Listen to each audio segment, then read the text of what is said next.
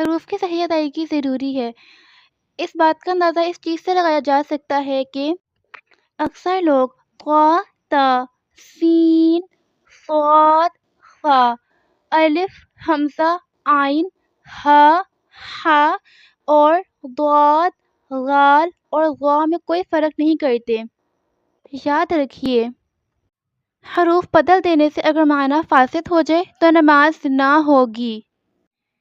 مثلاً جس نے سبحان ربی العظیم میں عظیم کو عظیم یعنی ضا کی بجائے زا پڑھ دیا تو نماز جاتی رہی یعنی نہ ہوئی۔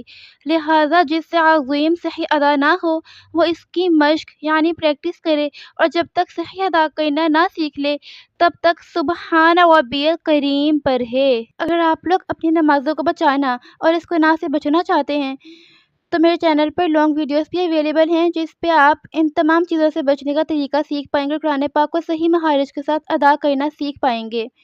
وہ دیکھیے اور سبسکرائب اور لائک کرنا نہ بھولیے گا۔ شکریہ۔